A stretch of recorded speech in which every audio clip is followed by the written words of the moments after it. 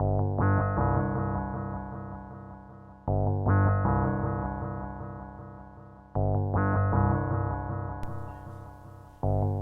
Dr. Vanessa Sinclair, and this is Rendering Unconscious. My guest today is Amanda Diserholt, a PhD candidate at Edinburgh Napier University at the School of Applied Sciences. Her research looks at the symptomatology of fatigue from a Lacanian psychoanalytic perspective.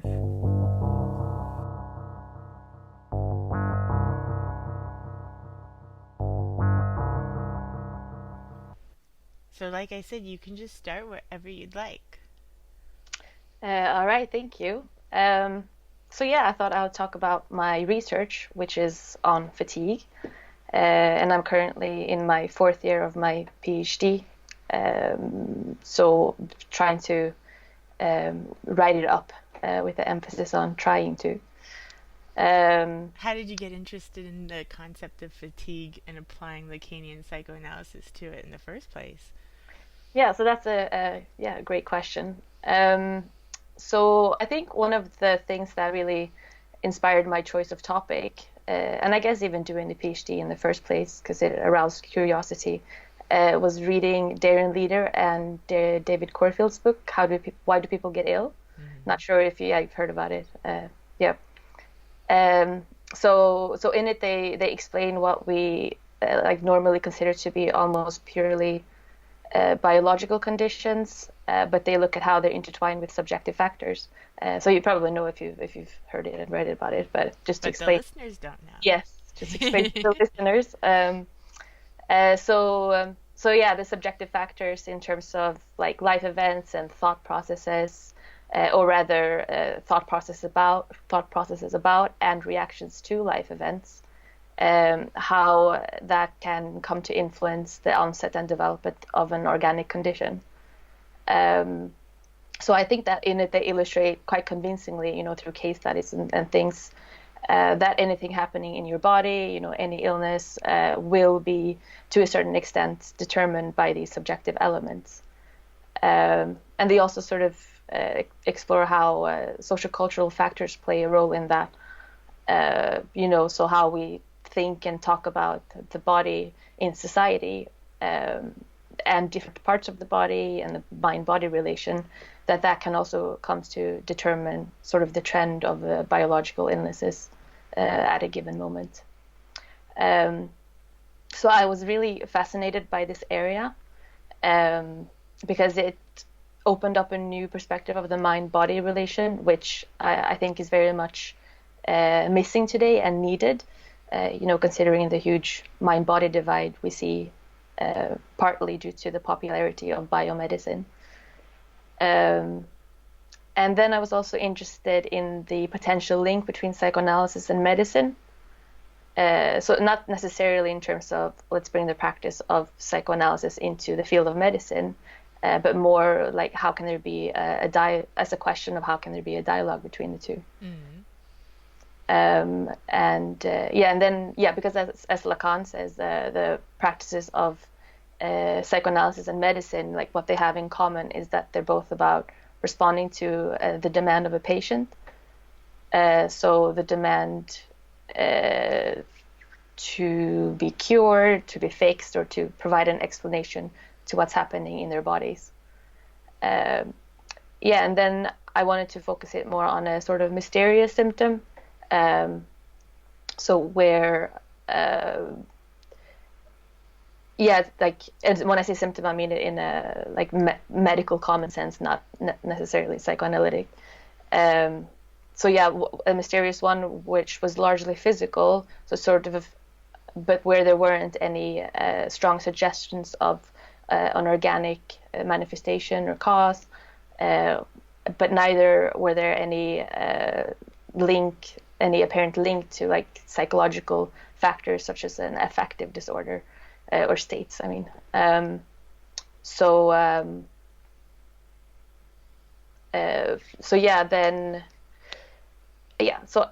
think that these kind of symptoms are kind of increasing today, through pain and fatigue, for example.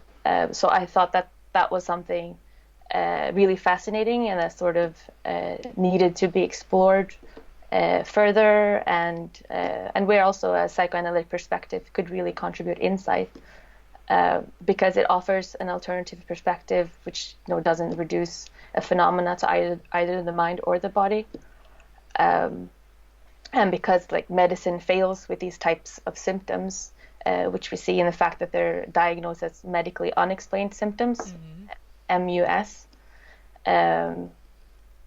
So I wanted to explore both the link between medicine and psychoanalysis, and then something that was like, oh, what's going on here? Yeah, because I haven't really seen literature on like fatigue in psychoanalysis so much. Yeah, exactly. It's something that's new, and people haven't really, I think, caught up with it. Although I guess you can see it like in other areas. Like there's still a structure, but the content sort of changes, which is Lacan's, how Lacan also would kind of conceptualize it. Then I thought I thought fatigue, because it was becoming this sort of new epidemic, sort of the new normal. Every time someone asks me what I do my PhD in, and I say fatigue, and it's sometimes strangers, or it can be anyone, but it feels like all of them are saying like, oh, you can interview me for your study because I have fatigue, and like I'm an expert in it in terms of experiences. Everyone can relate. Yeah, but then I never really know how serious they are. Like, is this something we just say as like. Sometimes I catch myself saying that too, like, oh, I'm tired today, but then I'm thinking like, I'm not actually tired. It's just something that I say. I just don't know how much of a problem it is in their lives. But it's certainly really fascinating, that aspect of it. But then I guess I'm also interested in why it's become more intense, sort of more of a problem for some people, because those are the people that I interviewed for my study.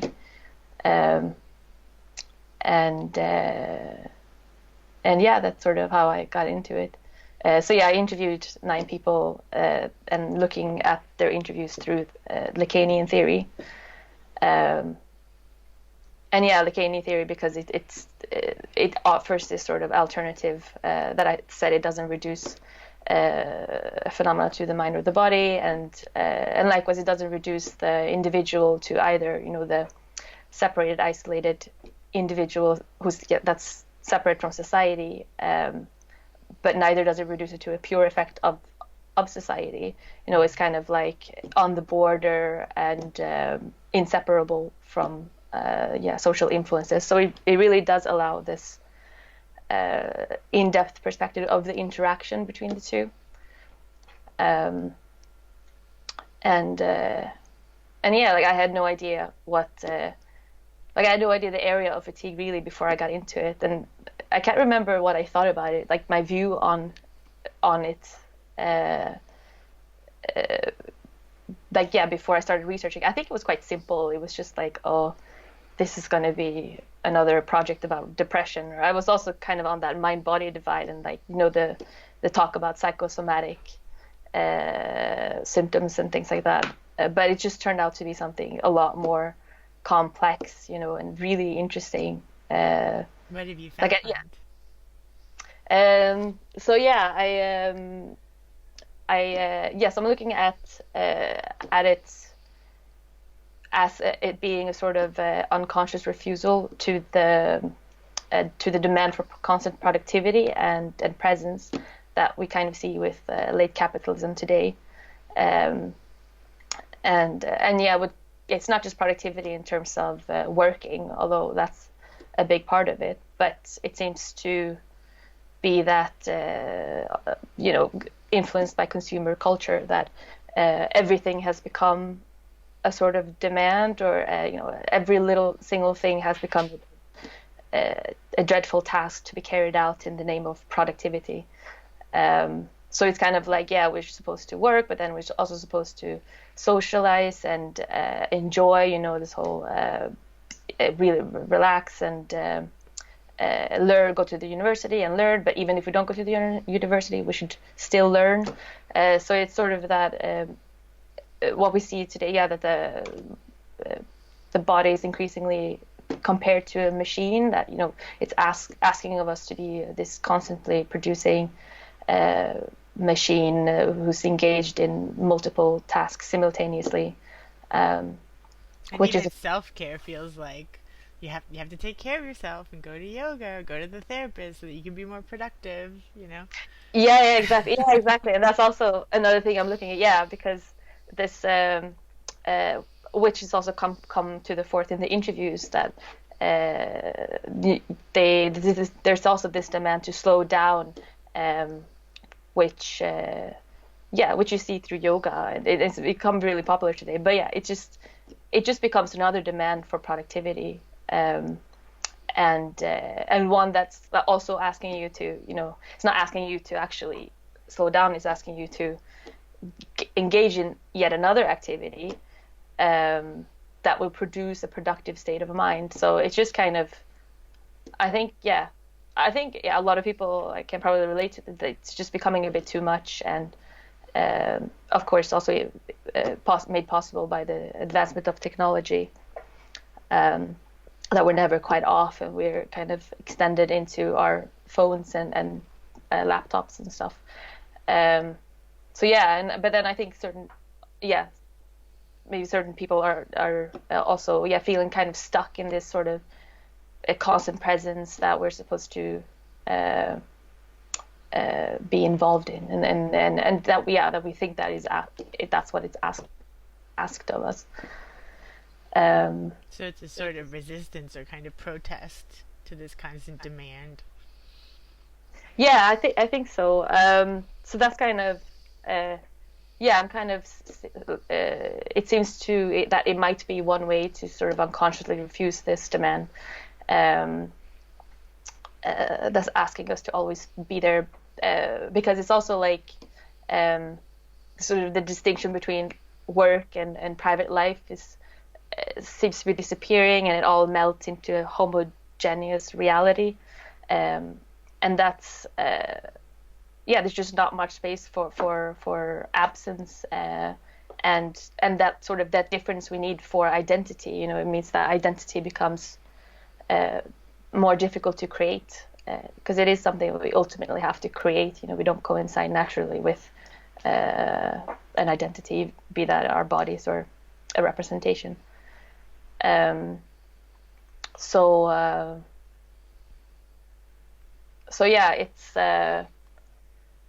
and then from a Lacanian perspective, that sort of difference, for that you need the sort of absence, and which he talks about through the concept of lack, that you need that distance, or that lack, in order to get distance from others, and to create your own desire. So I'm looking at how it might be a way to say no to the body being reduced to, or the subject being reduced to, an object of productivity, and to a machine, and in order to create one's own desire, in a way.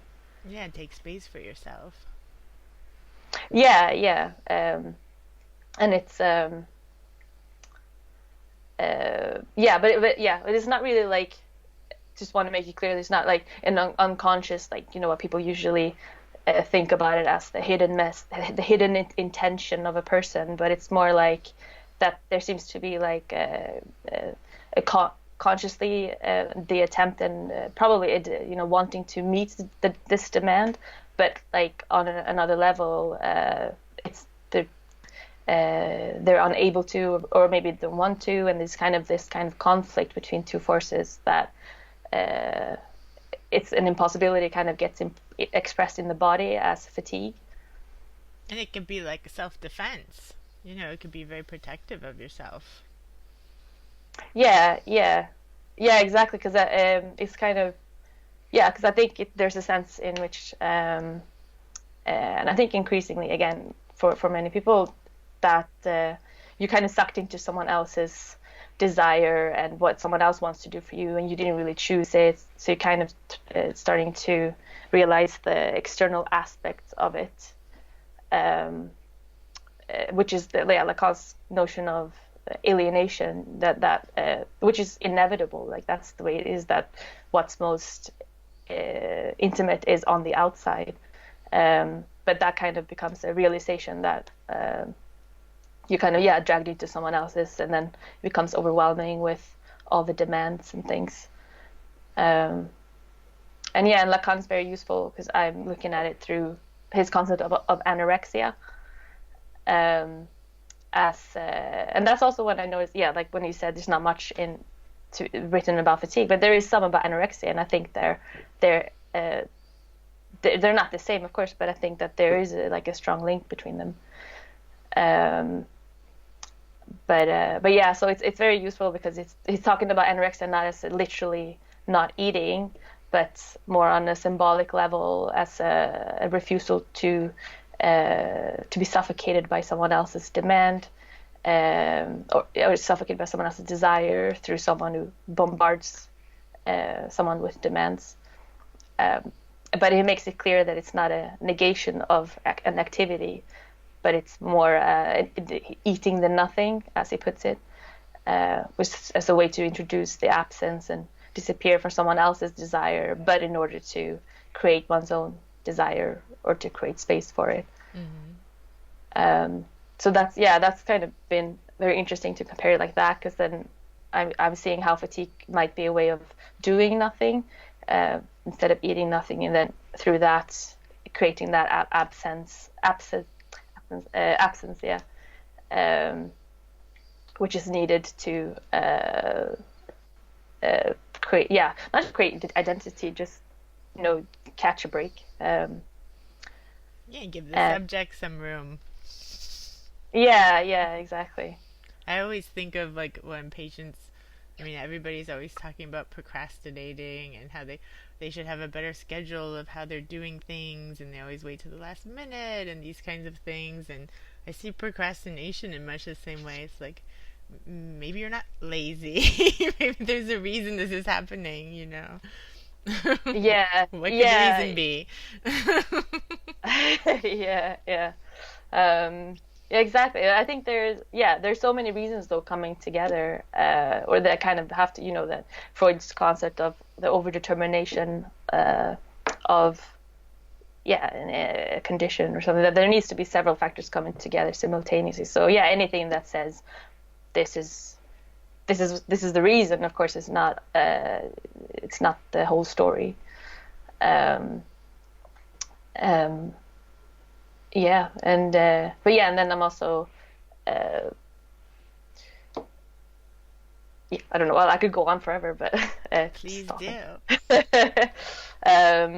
It just kind of changed my perspective of fatigue as well. It's because we usually associate it with a diminishment of tension, but I kind of think this moment of trying to create space for yourself is more sort of keeping energy to yourself instead of giving it to the other, and it seems to be more an increase of energy, kind of as a way to signal the aliveness of the body, and which I think at that stage, at least according to the interviews, it seems to be pain is a bit more effective in that respect.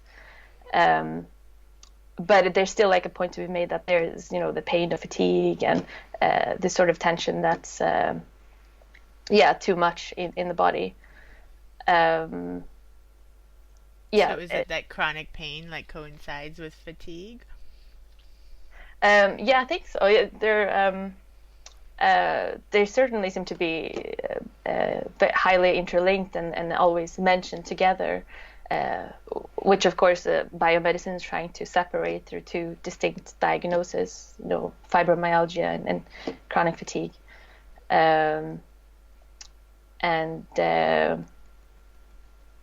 It seems a bit more complicated than that. But then I also think that a lot of the people who are diagnosed with fatigue, they're trying to emphasize other symptoms as well, and not just be reduced to fatigue, because they don't want to be considered lazy and things like that. But there seems to be both of them are quite prevalent. but then that's not, yeah, that's only one story of it. And then there's of course the I think the other aspect where fatigue sort of becomes what we usually, or sort of moment of refusal, I think, where it becomes what we usually associate with it, with the sort of shutting off. So like trying to um, shut off or just escape from life and language itself when things the demands are contradictory, which I think is something also coming to the fore a lot more today. It's we're bombarded with all this information, but there's so much contradictory information. Is it healthy to have a glass of wine a day or not? Who knows? So I think, yeah, fatigue could be then a way to sort of just shut off the interpretive aspect of language, thinking, not having to kind of make that decision when it becomes hard, and shut off responsibility, shutting off the body in terms of numbing the body into nothingness. Sort of removing any tension and affect and feelings or any discomfort, sort of, which is of course not possible. It's like the attempt to, and which I'm looking through with the use of Lacan's concept of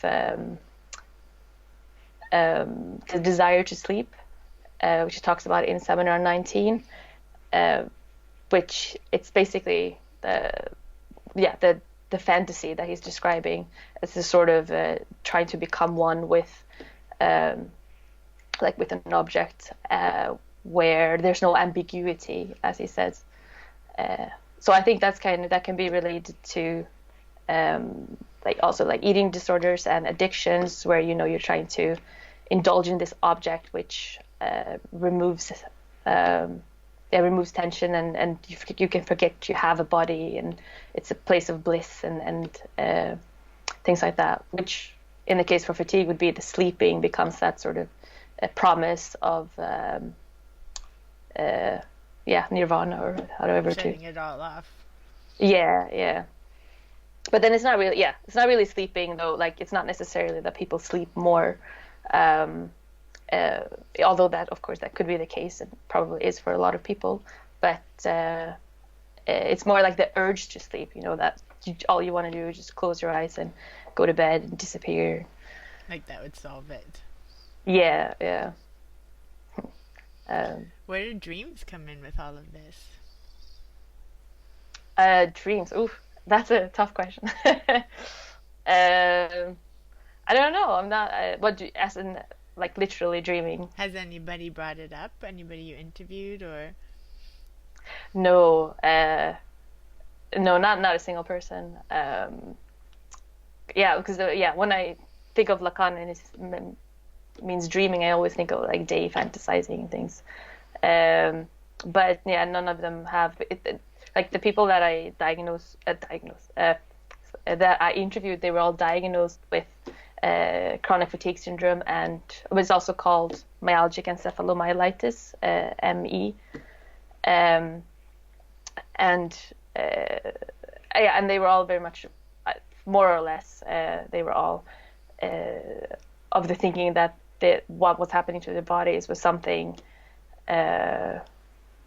or organic, that it was a medical condition, which is why they prefer the term ME, because I think it literally means inflammation of the brain and spinal cord. So it was, I mean, some weren't very open to the fact that it could be caused by any psychological factors, but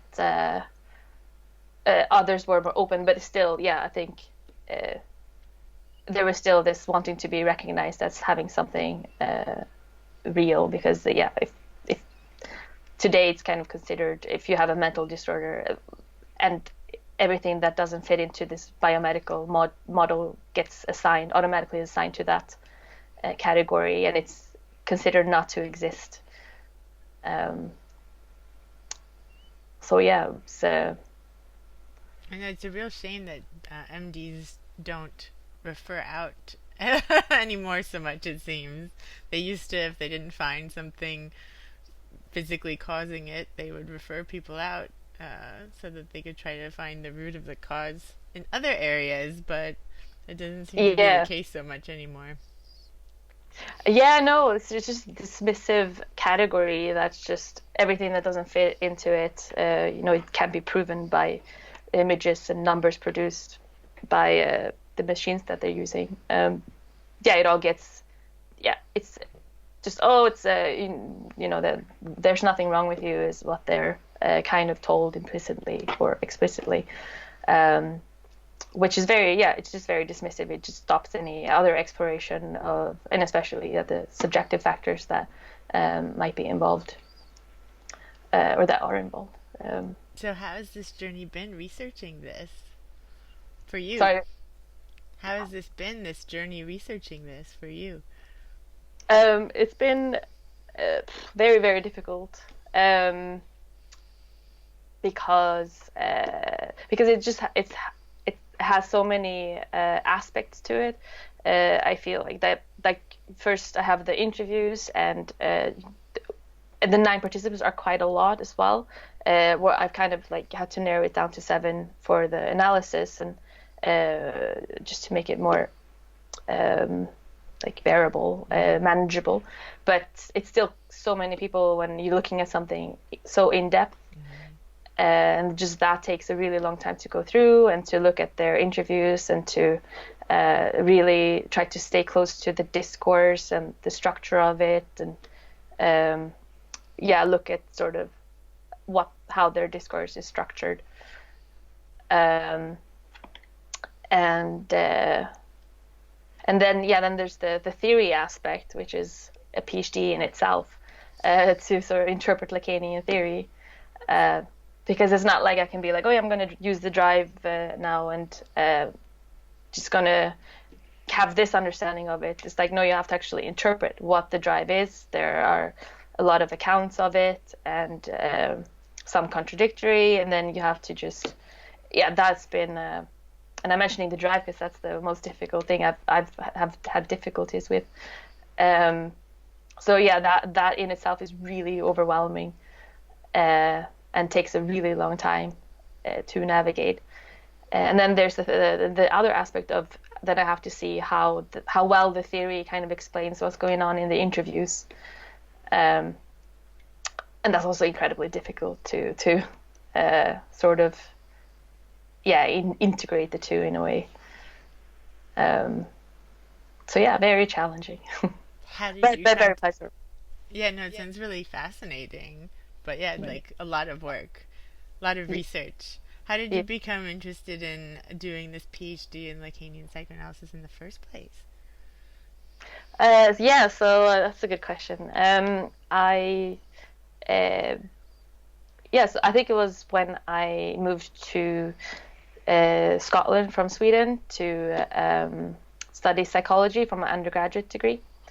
And I did that because it was free and because I thought I wanted to become a psychologist. But thank God I was introduced to psychoanalysis during my 3rd year of undergraduate studies. So we were all kind of forcibly introduced to it. It was an obligatory research module where we all had to do a research piece on anything, but using Lacanian theory. And that was taught by Calum Neill, who's my current PhD supervisor, and he was my supervisor for my undergraduate honors project. The way that Calum introduced it was just in a really accessible, critical, and eventually very powerful way. It just kind of opened up a whole new perspective and changed my life. Not to try to sound too cheesy, because he was doing it from a very critical perspective. He was comparing the assumptions of psychology with the assumptions of psychoanalysis, and sort of comparing their philosophical foundations. so yeah, through the works of, for example, Descartes, David Hume, Hegel, and Freud and Lacan. So he went through it, went through quite a lot. Um, and yeah, just that just made you question like everything that you thought you knew about the human being through psychology. You know, made you question the foundation of psychology, but not just that. You know, of your viewpoint of life. You know, that you've had up until that point, and which I thought, you know, was quite a solid perspective of what human nature is, especially like through psychology. I was obviously interested in finding out, like, yeah, what is it? So yeah, then it made you question it, and then you were like, wait a second, like the assumptions of psychology are quite dodgy, and it only really offers a narrow perspective, because then you were presented with especially Lacan, what I think is a very convincing account of human nature, and you know, all these rich details around complexities and the contradictions, which a lot of other fields are trying to eradicate. And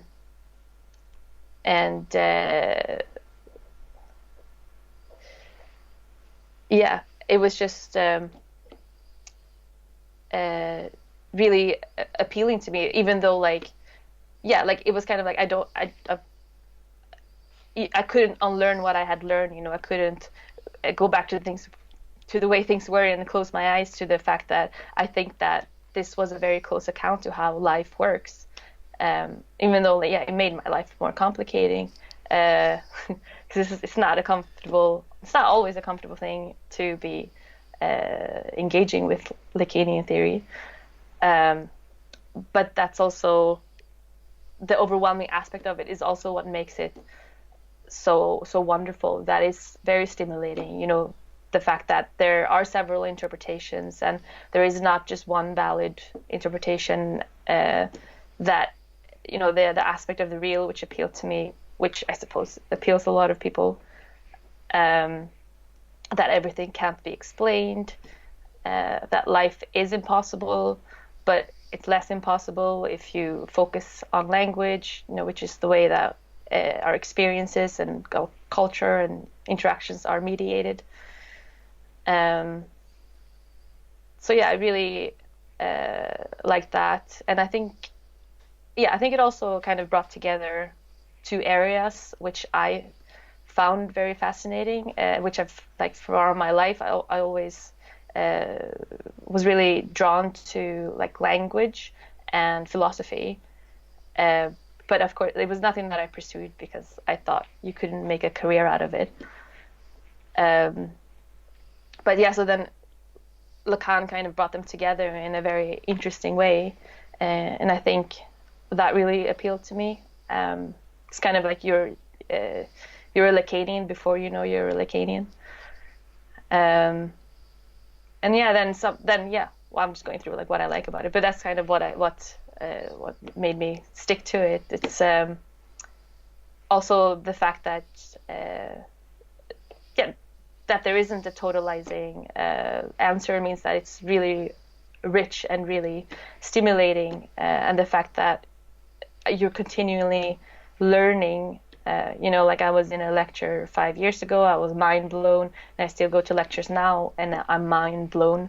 That it's not that it shifted my perspective then, and then up till then I've had this one perspective on life, with, you know, a Lacanian perspective. But it's the fact that it continually makes you shift perspectives, and you know, you're continually mind blown, and that's what I really love about it. This never-ending learning process. No, that's wonderful, and that's wonderful that Calum is introducing it in undergrad. Bravo. Yeah. Even though some other students probably wouldn't. You know, it's a really frustrating moment for me too, of course. Yeah, but that's great. No, Yeah. because I mean, I got all the way through a PhD and had never been exposed to Lacan. I didn't hear about Lacan till I got to New York. Mm, So it was after I had graduated. mm. So that's great.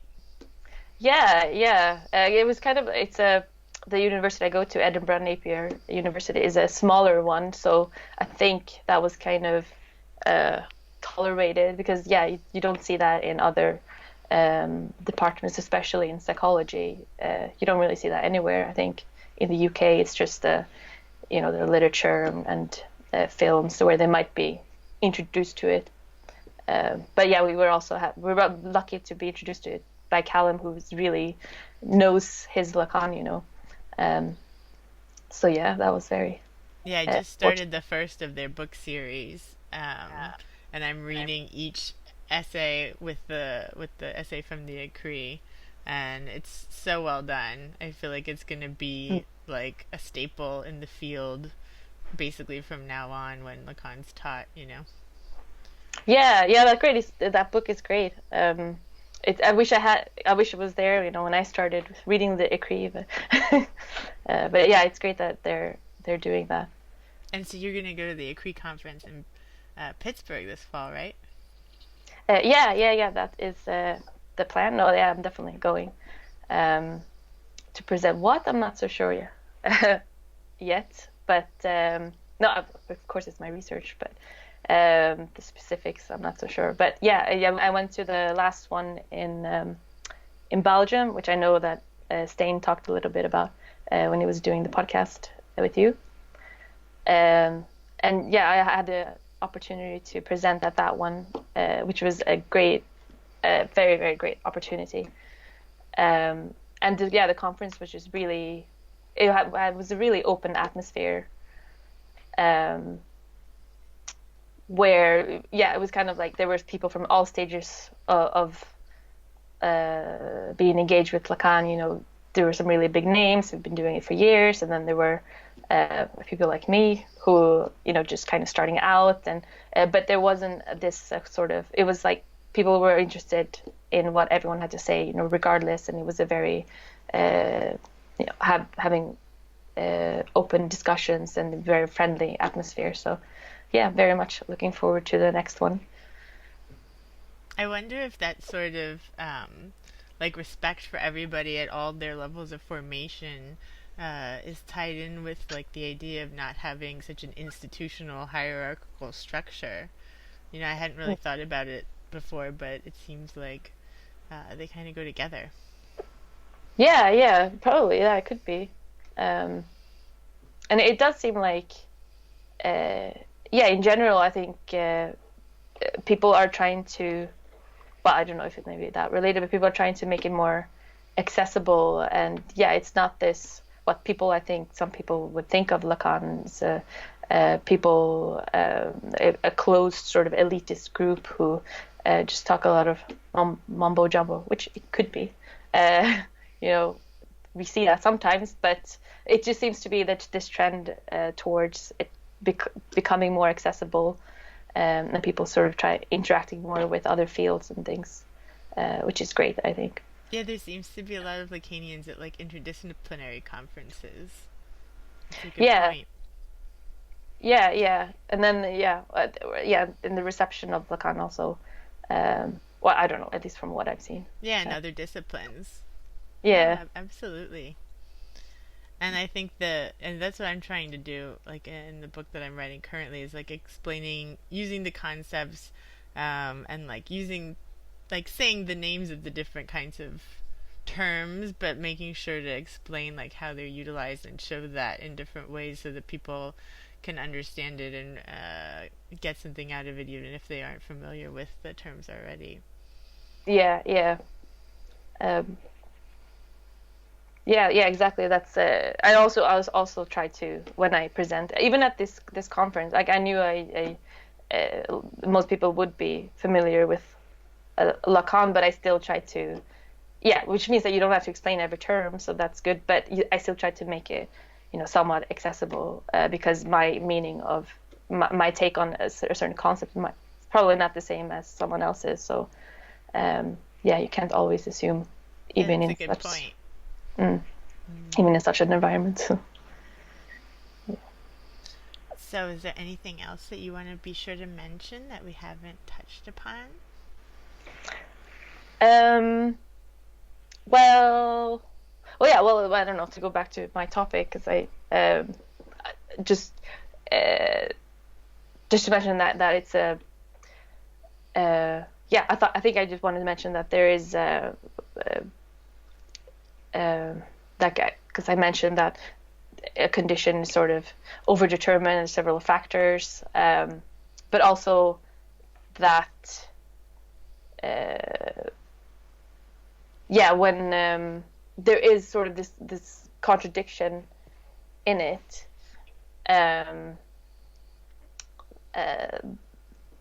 that sort of, I think, it kind of deserves a bit of attention, because when people focus on a condition, sometimes it feels like not so much in the Lacanian field, but in the Lacanian field as well, that people kind of tend to focus on either one side or the other, or they kind of mention a contradiction, but then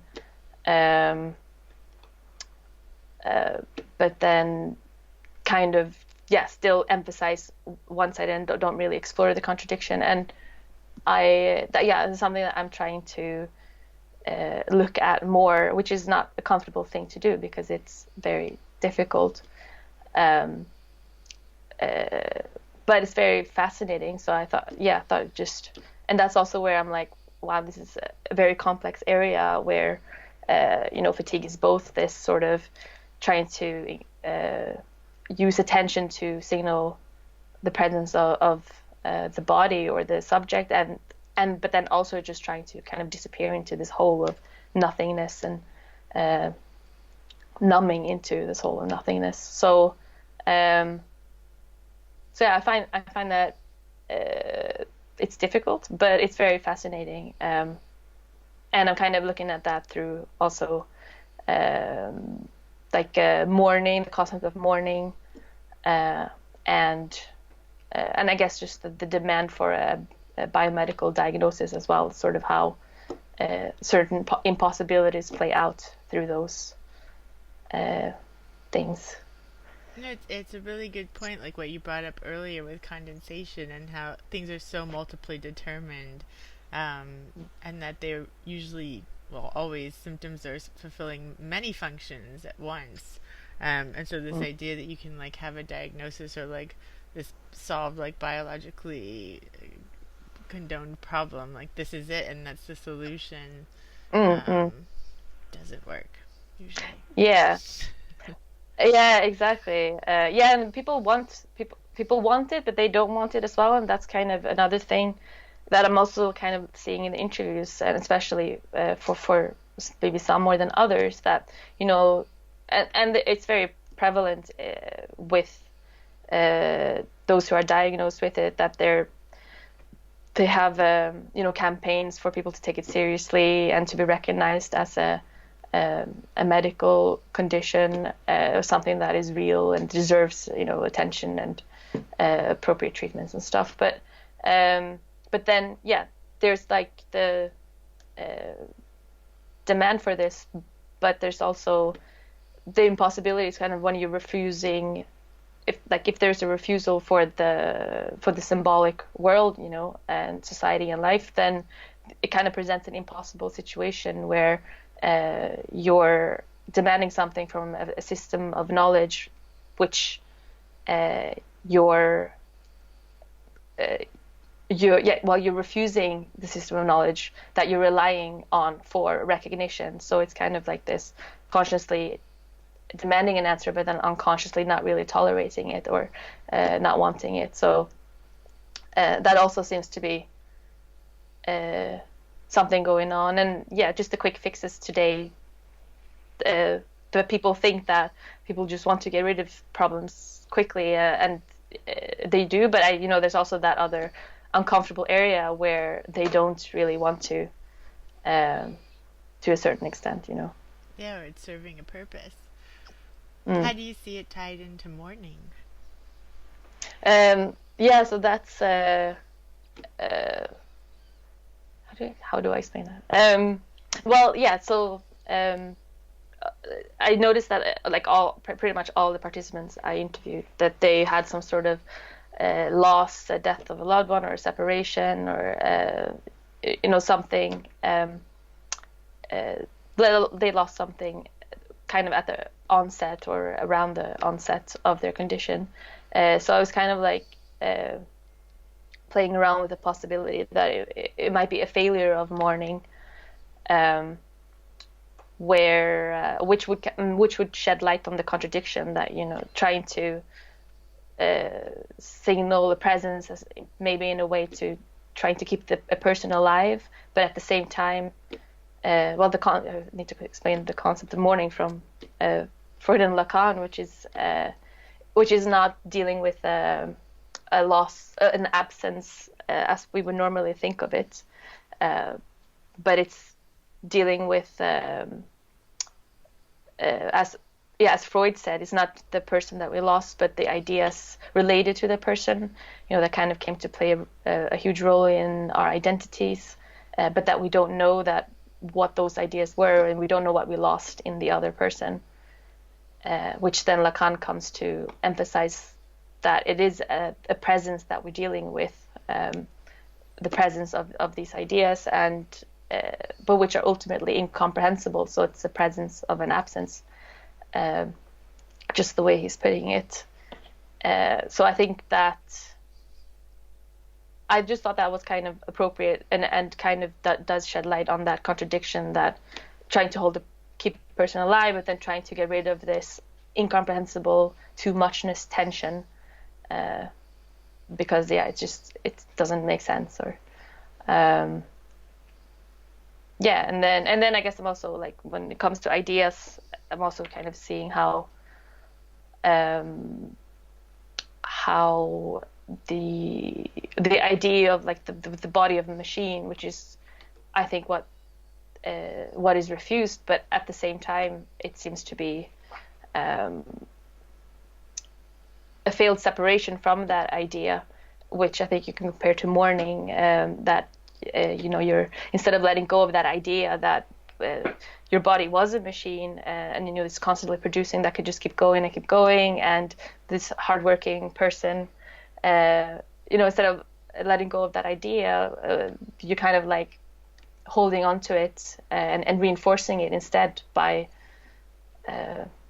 especially by externalizing responsibility onto this biomedical diagnosis and by the biological body, as something that functions without the involvement of the psyche. So yeah, it's kind of like, how it's holding on to that idea that the body can be a machine, which I think, the more you believe in it, then maybe the more conflict there will be when you're kind of unable to uphold that ideal. Which is maybe not the greatest way to explain it, but no, I think it's great. I can't wait to read your book. This is going to become a book. Yes, that's the hope. Yeah, and hopefully a book where, because right now, I guess because the participants are talking a lot about their interactions with the doctors and things, I'm focusing in on the discourse of science, and I'm not really like, of course I am also linking it to certain societal issues or aspects as related to late capitalism, but it's not the focus of my PhD. So I think that I want to continue looking into that after the research, especially more that aspect with late capitalism, because I find it very interesting perspective. Yeah, for sure. It reminds me of Todd McGowan's work. He writes a lot about like Lacanian psychoanalysis and late capitalism and Foucault and like the biopower and making us a machine concept. I love McGowan's work, but I do have to kind of embrace myself with like it's such a huge area to explore, and I need to kind of be like, okay, just get through this first, Focus. and then I can focus. Yeah, then I can focus it more on that. Because I did a seminar on that for Lacanian Scotland in, when was it? May, I think. And that kind of, because I focused it on that because I thought that people would be more interested if it was angled more from a sociocultural perspective. And yeah, it just it made me really, like, I had been linking things, of course, with late capitalism and things, but it really made me have the time to sit down and be like working out some details more. And yeah, I found it very fascinating, and just looking at it from that angle was also kind of provided it with a new light. That could be your next book. Yes, that will be my next book. Is there anything else that you wanted to make sure we touched on? I don't think so. Or anything that comes to mind? Any dreams? Any dreams? Well, last night I had dreams. No dreams.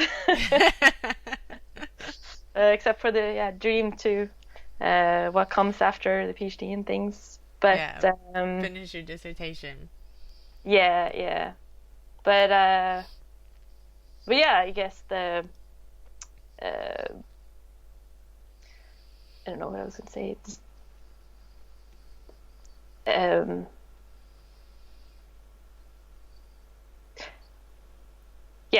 no, I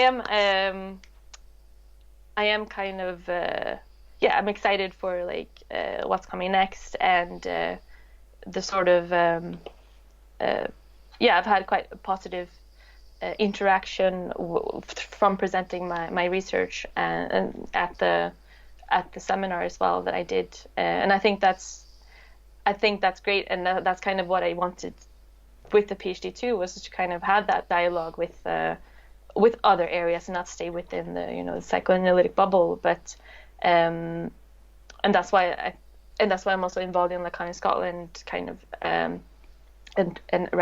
organizing regular seminars to kind of make it more accessible to people who maybe want to learn about it, or just want to learn about a topic, because that's kind of what I saw in my seminar. There were so many different people there with so many different backgrounds from different areas of academia, but also people who weren't in academia, and there were some people who were diagnosed clinically diagnosed with fatigue. So it was great to have that interaction where you sort of it's not just let's bring out this perspective to people, it's a sort of religious thing, but to have that dialogue where we're all learning from each other, where the audience response is another angle to it. So do you want to say a little bit about Lacanian Scotland? So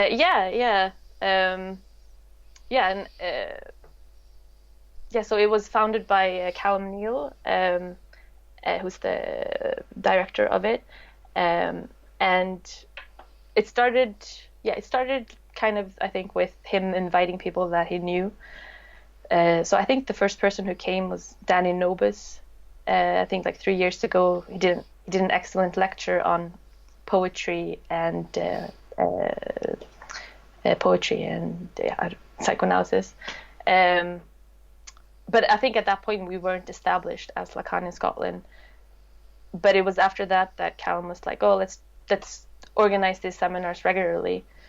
And I was like, yeah, let's do it, and started setting up a website with the help from my father. He wanted me to say that, my father. And now I'm like very much involved in it. So like running sort of the social media presence and inviting speakers and organizing their trips and things.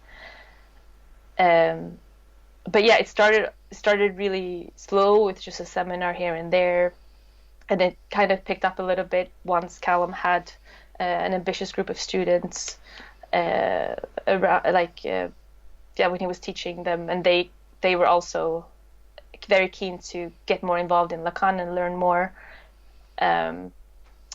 which because I mean, at the university, there were only 2 courses, so it wasn't like we were bombarded by all this Lacanian theory. So then we started like trying to make them more regularly and saying that let's do them ourselves if no one else is coming to speak. So like Claudia Di Gianfrancesco, she did a few, and Calum, and then I did one last May. But it really picked up and grew once once a film lecturer studies, David Sorfa from University of Edinburgh, which is the biggest university in Edinburgh, when he started getting involved and cooperated. So he was he was hosting our events there, and just from that moment, like, our numbers really increased sort of drastically. We had like 60 to 100 people at our seminars. So that was great, and just having another person sort of advertise it, and having a group of other students, because film studies, they're introduced to it and they're familiar with it, but maybe they don't have that in-depth sort of knowledge of it. So although that's an assumption, I don't really know what they're doing. But yeah, it was really helpful just to have another person on board with bringing his group into it. But I was a bit worried that we're gonna have to have all our events on movies so that people come along, because it was when we started doing these talks based on movies and TV shows. We did Black Mirror as well. It was when we started that people started to really come along. And I think also because we had an event on like medicine, which wasn't very well attended as the other ones. So that's kind of where I thought, like, okay, we're gonna have to just do movies. And I also, actually, for my talk, I also thought try to link it with a movie but then I just couldn't find any, like, I couldn't think of any that would kind of illustrate what I was going to talk about. But it turned out that it wasn't the case. I think with the medicine event, it was a bit controversial topic, so I think that played a huge role. And then people came along to my fatigue seminar and fatigue seminar, and then the last one we had was in June with Annie G. Rogers, who came to do a really excellent one on a clinical approach, a Lacanian clinical approach to dreams and the unconscious, and that was clearly a very clinical one, because she also presented 2 case studies, or 2 cases to in relation to theory. But yeah, it turns out that 100 people came along to that, and that they were still interested. So that really, like, I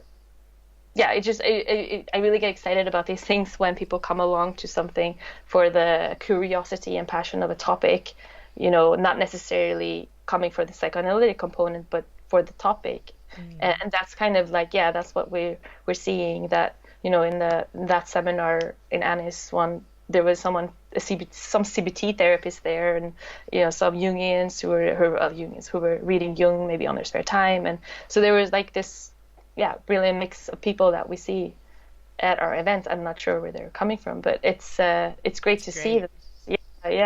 And that they're kind of coming in with their perspective in the discussions, and we're having this dialogue with, like, comparing Lacan with, what is it, and it's easier to compare it with what the perspective that you know of already. It's kind of that was the aim of Lacan in Scotland, was to not to already gather the people who were already familiar with it, so that we could that would be kind of a reading group, which wouldn't be a very big reading group.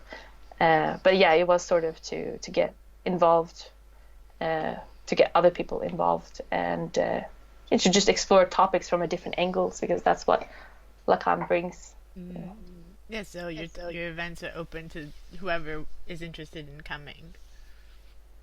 Yeah. Yeah, and they kind of spread randomly. Sometimes I ask people how did they hear about the event, and they're like, "Oh, I saw it through Facebook," or someone liking,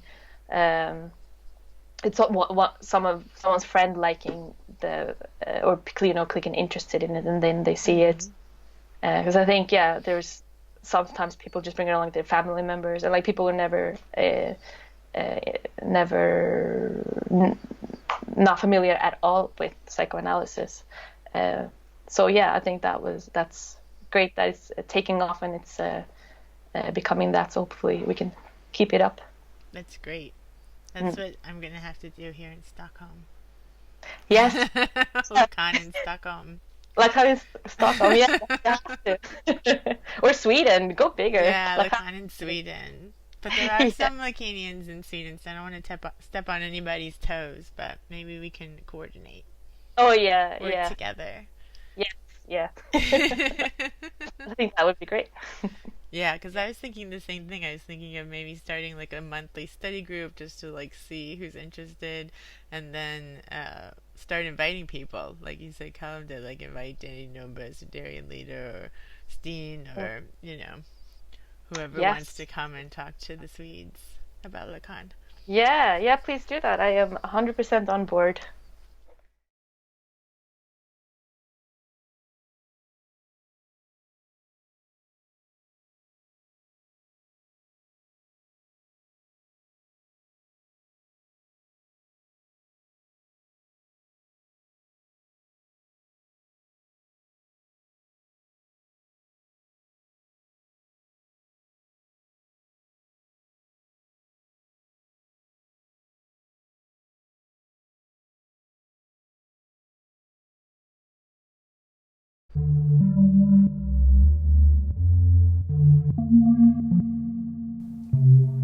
Thank you for listening to Rendering Unconscious.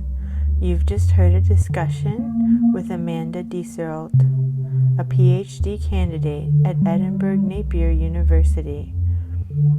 Her research looks at the symptomatology of fatigue from a Lacanian psychoanalytic perspective. For more, please visit lacaninscotland.com, our publisher's website, trapart.net, or my website, drvanessasinclair.net.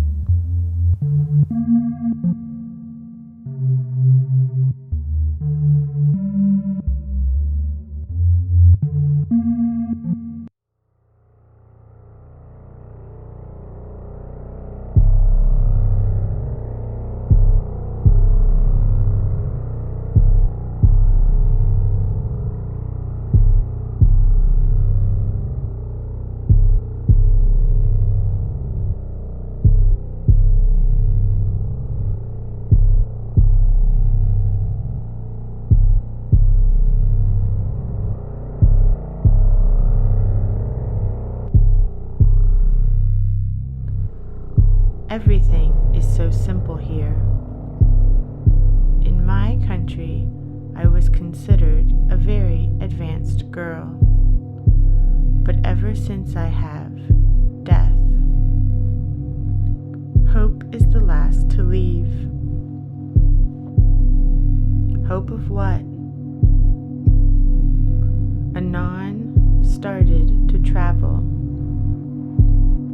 in order to become an actress. I have naked teeth, actually meaning well, or that hot. Her face was the face of the moon, become woman.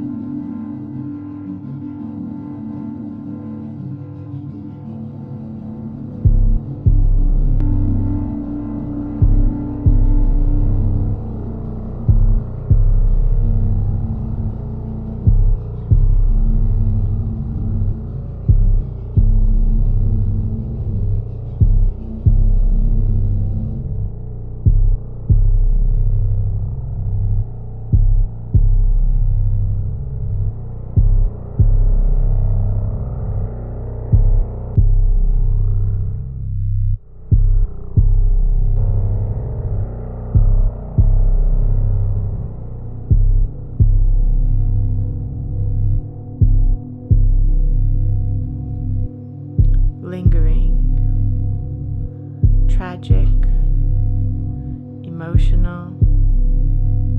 Her talk was light and breathless, with a tone of voice ranging from song to doves cooing to a schoolgirl's sunflower, with a black velvet core swaying in the fields.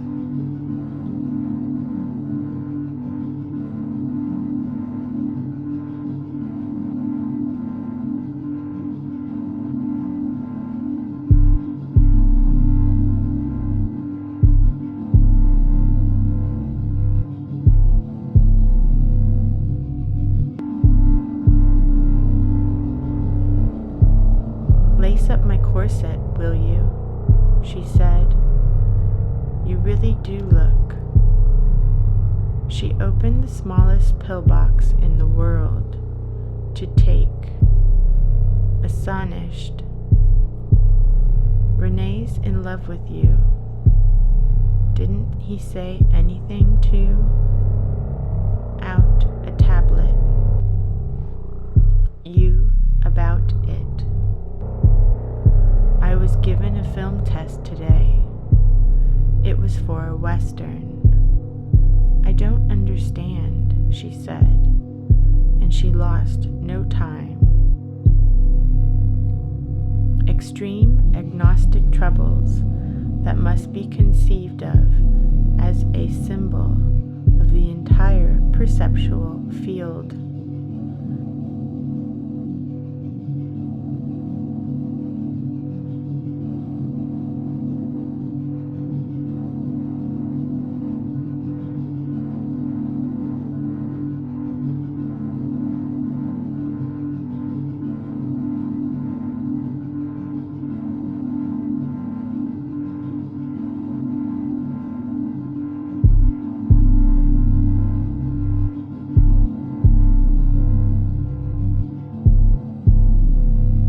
Deficit in the apprehension of significance as it.